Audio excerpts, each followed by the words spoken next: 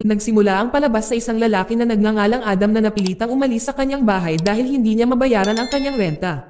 Siya ay isang dating preso na may kondisyonal na paglaya pagkatapos ng 16 na taon sa bilangguan. Siya ay nasentensyahan sa paggawa ng pagpatay. Pagkatapos ay binisita niya ang kanyang dating kaibigan na si Steve. Si Adam ay humingi ng permiso kay Steve na hayaan siyang manatili sa kanyang bahay ng ilang sandali. Ngunit sa kasamaang palad lahat ng mga silid sa bahay ay okupado na ng ibang mga tao. Gayunpaman si Steve ay naaawa kay Adam, kaya sa wakas ay gusto niya itong tulungan. Ngunit ang tanging silid na naiwan ay sa warehouse, sa gusto o hindi ni Adam napilitan siyang tumuloy. Kahit sobrang dumi at magulo ang warehouse, nagpapasalamat pa rin si Adam kaysa na matulog siya sa tabing kalsada. Bukod doon ay binigyan din ni Steve ng trabaho si Adam para bantayan ang kanyang coffee shop. Sa ibang lugar may isang walang trabahong rocker na nagngangalang Mike. Dahil ang kanyang banda ay nabigo ng husto, napilitan siyang magpatakbo ng isang ilegal na negosyo na pag-aari ni Leaf na walang iba kundi ang kanyang sariling tiyuhin. Si Leaf ay isang gangster boss na may ilang ilegal na negosyo. Sa araw na iyon hiniling niya kay Mike na gawin ang illegal transactions para sa pagbili ng armas. Tapos nakasalubong ni Mike ang dalawang nagtitinda ng armas na naka-standby sa kanilang sasakyan. Pero imbes na pagsilbihan si Mike bilang customer, ang isa sa kanila ay abala sa paglalaro ng mobile game. Si Mike na pakiramdam na napabayan ay sa wakas ay pinagsabihan niya ang lalaki na ikinagalit niya. Ngunit ang pagbabante ay kalokohan lamang ng lalaki, saka ipinakita ang lahat ng armas na na-order ni Leaf. Matapos ang transaksyon ay bumalik si Mike sa lugar ng kanyang tiyuhin. Doon si Leaf ay nagalit dahil ang armas ay nakabalot sa isang paperback. Sa ibang lugar, may isang binata na nagngangalang Eli na nag-aayos ng mga elektronikong gamit sa kanyang bahay. Siya ay mabuting kaibigan ni Mike at isang miyembro ng rock band ni Mike.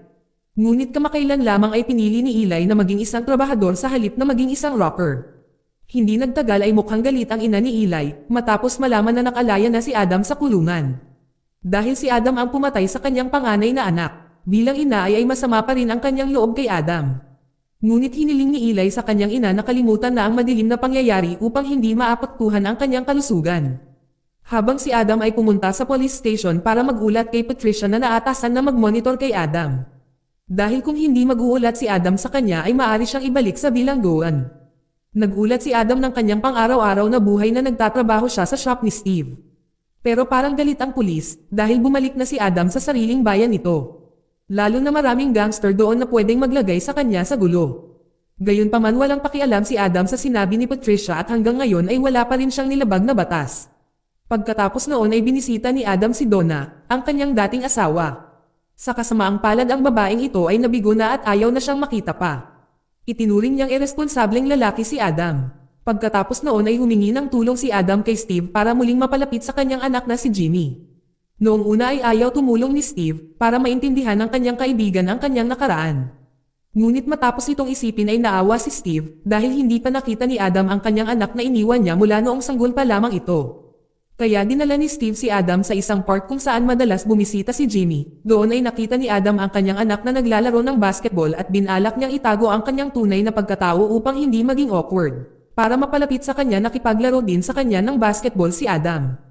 Ngunit sa gitna ng pananabik ay nasangkot si Jimmy sa isang away sa isang malaking lalaki. Hanggang sa muntik na silang mag-away. Kahit natamaan si Adam ng malaking tao, mukha pa rin siyang kalmado. Sa totoo lang nagpatuloy siya sa paglalaro ng basketball. Pagkatapos maglaro si Jimmy ay lumapit kay Adam at tinanong kung bakit ayaw niyang lumaban nang siya ay natamaan. Dito sinabi ni Adam na ayaw niyang magkaroon ng problema sa ibang tao. Sa kabilang banda si Lev kasama si Mike para bumili ng droga. Bukod sa may negosyo sa pagbili at pagbebenta ng mga armas, si Lev ay isang drug dealer din. Ang dalawa sa dumating sa bahay ng isang babaeng nagngangalang Shamal, isang kilalang supplier ng droga sa lungsod. Mula noong 5 taon na ang nakakaraan si Lev ay naging tapat na customer. Nang matapos ang transaksyon nag-alok si Jamal ng bagong uri ng narcotics. Ngunit ang alok ay tinanggihan ni Lev kahit na interesado si Mike na ibenta ito para kumita siya ng malaki. Dahil dito pinagalitan ni Lev ang kanyang pamangkin na naglakas loob na makialam sa kanyang negosyo.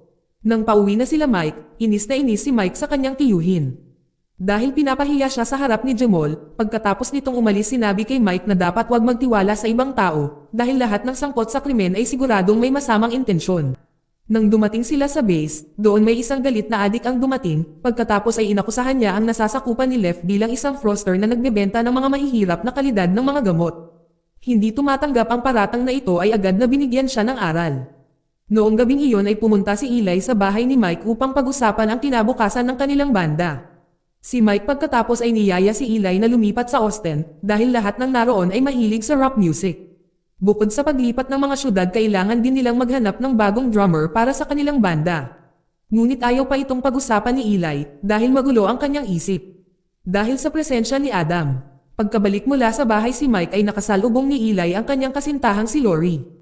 Sa loob ng sasakyan ay ipinagtapat sa kanya ni Eli na nakalabas na sa kulungan ang pumatay sa kanyang kapatid at ito talaga ang gumugulo sa kanyang isip. Pagkatapos ay pinayuhan siya ni Lori na kalimutan na lang ito. Ngunit biglang naging masungit si Eli at hindi tanggapin ang sinabi ng kanyang nobya. Nang marinig ito ni Lori, bumaba siya sa gitna ng kalsada. Dahil akala niya ay masyadong masungit si Eli sa kanya. Sa ibang lugar, niyaya muli ni Left si Mike na magbenta ng narcotics sa isang gangster boss na kilala bilang ER. Sa gitna ng transaction, biglang dumating ang mga tauhan ni ER at may dalang isang lalaki na hindi pa nakakabayad ng utang niya. Agad nilang kinaladkad ang lalaki papunta sa isang tahimik na lugar. Tapos pinahirapan siya ni ER ng sobra. Pagkatapos nun ay niyaya ni ER silang dalawa para uminom. Ngunit pinili nilang umalis nina Left at Mike pagkatapos nang makita ang lahat ng kanyang kalupitan. Kinabukasan si Left at Sticky ay nakipagkita sa isang kalbo na lalaki na regular na nagbebenta ng armas. Sa kotse si Left nakatutok ang kanyang baril sa lalaki. Galit na galit si Left dahil ang kalbong lalaking ito ay nagprank sa kanyang pamangkin noong bumili siya ng baril. Nang si Left ay dumating sa headquarters ay sinabihan niya si Mike na kunin ang isang package sa bagong supplier. Nilagyan din niya ng baril si Mike kung sakaling may mangyaring masama. Ngunit pagkatapos tingnan ni Mike ang baril ay wala itong bala. Nagprotesta si Mike at hindi gustong umalis maliban na lang kung bibigyan siya ng bagong baril ng kanyang tiyuhin. Samantala pinakiusapan ni Mike si Eli na samahan siya, nangako rin siya na bibigyan niya ng komisyon si Eli kung matagumpay ang transaksyon. Pagpasok niya sa headquarters ng drug dealer, mukhang kinakabahan si Mike lalo na't matalim na tinitigan siya ng mga matatanda. Pagkatapos noon ay inanyayahan ni Mike si Eli na magsimula ng sarili niyang ilegal na negosyo. Nang walang panghihimasok ng kanyang tiyuhin ay binalak niyang magtrabaho kasama si Jamal bilang kanyang pangunahing supplier. Gayunpaman si Eli ay hindi pa interesado sa negosyong ito at mas piniling gumawa ng iba pang trabaho. Habang nasa punong tanggapan, nakita ni Mike si ER na bibili ng droga sa kanyang tiyuhin. Hindi lang iyon, inalok din siya ni Left na bumili ng dalawa sa pinakabagong modelong pistola. Ngunit sa kasamaang palad ay kinuha ni Eli ang isa sa mga pistola. Bilang resulta, nagalit si Left sa katangahan ni Mike. Nang gabing iyon ay kinausap ni Mike ng pribado ang kanyang tiyuhin. Ang punto ay ayaw na niyang tumulong sa kanyang iligal na negosyo. Desidido si Mike na magtayo ng sarili niyang negosyo at ayaw na niyang maiwan bilang katalang. Nang marinig ito, si Left ay mukhang nadismaya dahil siya ang nag-aalaga kay Mike mula pa noong siya ay bata pa. Ngunit sa huli ay pinahintulutan niya ang kanyang pamangkin na magsimula ng kanyang sariling negosyo. Ngunit sa kondisyon na si Mike ay kailangang magbayad ng renta habang siya ay naninirahan pa rin sa kanyang bahay. Sa ibang lugar ay pumunta si Adam kay Donna upang humingi ng permiso para makita si Jimmy. Nangako si Adam na hindi niya isisiwalat ang tunay niyang pagkatao. Kahit na pinagbawalan pa rin siya ng dati niyang asawa na lapitan ang anak nila. Pero habang naglalakad si Adam pauwi ay nadaanan niya ang lugar kung saan niya pinatay ang kapatid ni Eli at bigla niyang naalala ang nangyari 16 years ago. Pagkagising ni Adam mula sa kanyang mga guni-guni, pumunta si Adam sa parke para makita ang kanyang nag-iisang anak na lalaki. Habang hinihintay si Jimmy na dumaan, si Adam ay nag-drawing ng larawan ng mag-asawang nakaupo sa kabilang kalye. Hindi nagtagal dumating si Jimmy kasama ang kanyang mga kaibigan at nang makita ni Jimmy si Adam na nagdodrawing ay tumingin siya. Interesado at agad na nilapitan si Adam dahil alam niyang interesado ang kanyang anak sa kanyang trabaho. Niyaya niya si Jimmy na gumuhit ng magkasama. Tinuruan pa niya ito kung paano gumuhit ng magagandang larawan. Hindi naisip ni Jimmy na makakagawa siya ng magagandang larawan. Sa sandaling ito ay naging malapit ang kanilang relasyon. Kahit na hindi pa alam ni Jimmy na si Adam ang kanyang ama. Nang umuwi siya mula sa parke ay namangha pa rin si Jimmy sa larawan. Ngunit nang makita ito ni Donna ay mukhang galit na galit siya. Dahil ang larawan ay halos kamukha ni Adam. Natatakot na ang kanyang anak ay makuha. Sa wakas ay tinawagan ni Donna si Patricia. Pagkatapos ay humingi ng tulong sa kanya upang ilayo si Adam kay Jimmy. Gayunpaman si Patricia ay hindi makakatulong dahil hindi iyon ang trabaho ng mga pulis. Bukod pa si Adam ay nagsisi at itinuturing na hindi na masama. Pagkatapos sinabi ni Donna sa kay Jimmy na si Adam ang kanyang ama. Sinabi ni Donna kay Jimmy na si Adam ang kanyang ama na sinadya silang iwan sa loob ng 16 na taon. Dito nagsinungaling si Donna at hindi sinabi kay Jimmy ang totoo para magalit si Jimmy sa sarili niyang ama. Sa parehong oras, inimbitahan ni Sticky si Mike na magbenta ng narcotics sa isang customer sa isang coffee shop sa gilid ng kalsada. Sa lugar na iyon aksidenteng nakita ni Mike si Adam na nagtatrabaho bilang waiter. Siyempre alam ni Mike na si Adam ang lalaking pumatay sa kapatid nito. Nagbigay si Sticky ng ideya niya na turuan ng leksyon si Adam. Kaya naman noong gabi ay hinarang nilang dalawa si Adam sa isang tahimik na lugar. Si Mike saka nag-provoke sa emosyon ni Adam at tinawag siyang mamamatay tao. Hindi ito tinanggap ni Adam kaya agad niyang sinuntok si Mike. Kinaumagahan nagulat ang nanay ni Eli hanggang sa napabuntong hininga siya dahil nakita niya si Adam na naglalakad. Hindi niya maintindihan kung bakit tumatambay malapit sa kanyang bahay ang pumatay sa anak niya. Sa kabilang banda ay nakasalubong ni Adam si Patricia na humiling sa kanya na lumayo kay Donna at Jimmy. Sinabi ni Patricia na naabala siya ni Adam, ngunit sinabi ni Adam na bilang ama ay may karapatan siya sa kanyang anak. Pagkatapos, ay pumunta si Adam kung nasaan si Jimmy. Ngunit sa pagkakataong ito iniwasan ni Jimmy si Adam dahil sa iniwan siya ng kanyang ama. Samantala sa ibang lugar nakipagkita si Eli kay Lori para humingi ng tawad. Dahil madalas na siyang walang kontrol, ngunit sa kasamaang palad ay nagsawa na si Lori at gusto nang wakasan ang kanilang relasyon ni Eli. Sa gitna ng kanyang kalungkutan nagulat pa si Eli matapos marinig ang balitang hinimatay ang kanyang ina na nakaramdam ng pag-aalala at sinugod siya sa hospital. Para malaman ang kalagayan ng kanyang ina, sinabi ng doktor na ang ina ni Eli ay nahimatay matapos atakihin sa puso at nang magising ang ina ni Eli ay sinabi nito na nakita niya ang pumatay sa kanyang anak na naglalakad sa gitna ng bayan. At ito ay labis na ikinagalit niya dahil pinaalalahanan siya ni Adam sa kanyang yumaong anak na si Eli. Sinubukang pagkalmayan ang kanyang ina upang hindi na maulit ang kanyang karamdaman. Nang natutulog ang kanyang ina ay nagpasya si Eli na pumunta sa kinaroroonan ni Mike para lamang magpahangin. Ngunit sa hindi inaasahang pagkakataon ay nakipagrelasyon siya kay Lori. Nang malaman ang katotohanan ito ay agad na inaway ni Eli si Mike ng malupit. Nakonsensya si Mike at sinadyang humingi ng tawad sa kanya. Subalit sinabi ni Lori na hindi na kailangan pang gawin ni Mike dahil ang relasyon nila ni Eli ay tapos na, at least si Mike ay nasa tabi pa rin niya. Kaya gusto ni Mike na imbitahan si Lori na lumipat sa Austin dahil sawa na siya sa lungsod na ito. Para gawin iyon syempre kailangan ni Mike ng malaking pera para makalipat sa lungsod. Kaya napagdesisyonan niyang pumunta sa bahay ni Jamal at planong humingi ng narcotics na maaring ibenta. Pagdating ni Mike sa kinaroroonan ni Jamal ay agad niyang ipinarating ang kanyang layunin. Pagkatapos ay sinabihan siya ni Jamal na makipagkita sa isang lalaki na magbibigay sa kanya ng supply. Bago hanapin ang taong iyon ay nakita muna ni Mike si ER. Dito binalak ni Mike na manghiram ng pera para makabayad siya sa narcotics ni Jamal. Pagkatapos nito ay ibebenta niya ang mga gamot kay ER sa mas mataas na presyo. Ngunit bilang isang may karanasang gangster boss syempre hindi madaling dayain si ER. Sa huli napilitan si Mike na magbigay ng garantiya. Nangako siyang dalhin ang sasakyan ng kanyang tiyuhin bilang isang patunay na seryoso siya sa negosyong ito. Kinabukasan ay bumalik si Adam upang makipagkita kay Jimmy na nakikipag-hangout kasama ang kanyang mga kaibigan. Muli si Jimmy ayaw makipag-usap sa kanyang ama. Sa katunayan ay tumanggi pa rin siya nang bigyan siya ni Adam ng pera. Pagkatapos ay nagpasya si Adam na puntahan muli ang kanyang dating asawa. At sa pagkakataong ito ay sinabi ni Adam na mahal pa rin niya si Donna at nais niyang mapabuti ang kanilang relasyon. Nagsisisi si Adam sa kanyang mga ginawa noong nakaraan. Subalit tila hindi mapapatawad ni Donna si Adam at sinabihan siya nito na layuan si Jimmy. Kahit na pinagbabawalan siyang makipagkita sa kanyang anak, si Adam ay pumunta pa rin siya sa park na nakakagulat na gusto ni Jimmy na makausap muli si Adam. Saka ipinaliwanag ni Adam ang tunay na dahilan kung bakit siya nawala ng 16 na taon dahil siya ay nasa kulungan. Sinabi ni Adam na si Steve ay mabuting kaibigan niya. Ngunit isang araw ay nanligaw si Steve sa isang babae na tila may nobyo at ang nobyo ay ang kuya ni Eli.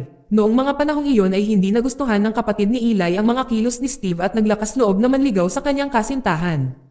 Kaya't pinalo niya si Steve ngunit sa kabilang banda ay hindi rin tinanggap ni Adam kung nabugbog ang kanyang matalik na kaibigan. Pagkatapos ay kinuha ni Adam ang baril ng kanyang ama at pinuntahan ang kapatid ni Eli. Noong una ay gusto lang ni Adam na takutin ang kapatid ni Eli, ngunit talagang inaatake siya ng kapatid ni Eli at hindi niya namalayan ni Adam na pinatay na niya ang kapatid ni Eli. Matapos sabihin kay Jimmy ang kanyang madilim na nakaraan, humingi ng tawad si Adam kay Jimmy dahil kung tutusin ay nawalan ng ama ang kanyang anak simula pagkabata. Pagkatapos noon ay pumunta si Jimmy sa pinagtatrabahuan ng kanyang ina, dito sinabi ni Jimmy na alam na niya ang katotohanan tungkol sa kanyang ama at mula ngayon ay ayaw na niyang kontrolin pa siya ng kanyang ina. Pakiramdam niya ay may karapatan siyang makipagkita sa kanyang ama anumang oras. Nang marinig ito sa wakas ay sumuko na si Donna at pagkatapos ay tinawagan si Adam upang sabihin sa kanya na maaari niyang makita si Jimmy tuwing gusto niya. Bukod doon ay nais din ni Donna na mapabuti ang kanilang relasyon alang-alang sa kanilang anak.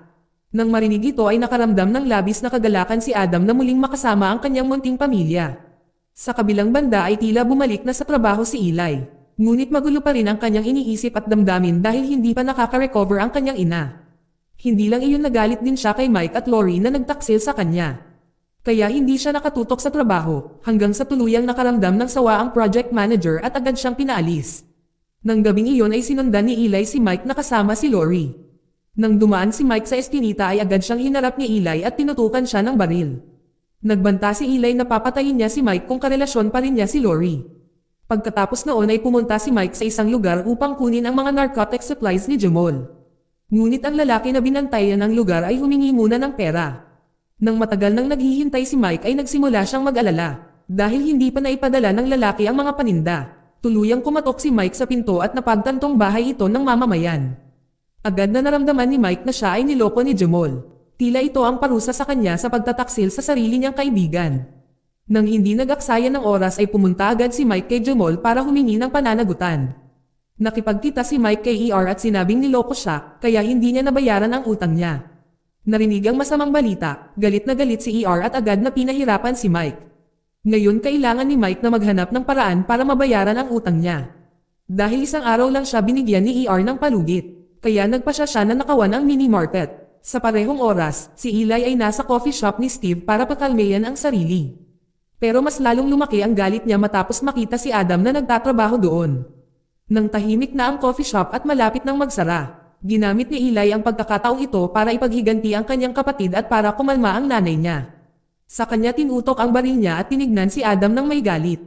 Pero hindi naman masyadong kilala ni Adam si Eli. Kaya naisip niya na magnanakaw si Eli, tapos sinabi ni Eli na siya ang nakababatang kapatid na pinatay niya 16 years ago. Nagulat si Adam at agad na humingi ng tawad sa kanya. Hindi nagtagal biglang pumasok si Mike sa shop na balak magnakaw. Si Eli na nakaramdam ng galit ay agad na binaril si Mike. Si Adam sa kasinubukang pagkalmayan si Eli at sinabing tutulungan niya ito para hindi siya mahuhuli ng mga pulis. Ngunit sa kasamaang palad ay nakaganti na si Eli at piniling barilin si Adam ng walang pag-aalinlangan. Kinabukasan ay nakatanggap sina Donna at Jimmy ng balita na namatay na si Adam. Si Donna ay labis na nalungkot dahil nangako si Adam na siya ay magiging isang mabuting ama at asawa. Samantala, kinailangang mawalan si Jimmy ng ama. Sa kabilang banda ay nagawa ni Eli na makatakas sa mga akusasyon. Dahil napagpasyahan ng mga pulis na nagkapatayan sina Adam at Mike sa coffee shop. Sabay akala ni Lef na ang kanyang pamangkin ay pinatay ni ER kaya pinuntahan niya ang gangster boss at agad siyang tinapos. Pagkatapos nito nagpasya si Jimmy na mag-aral ng fine arts upang maiguhit niya ang mukha ng kanyang ama at maalala siya. Dito nagtatapos ang kwento. Salamat sa panonood kaibigan.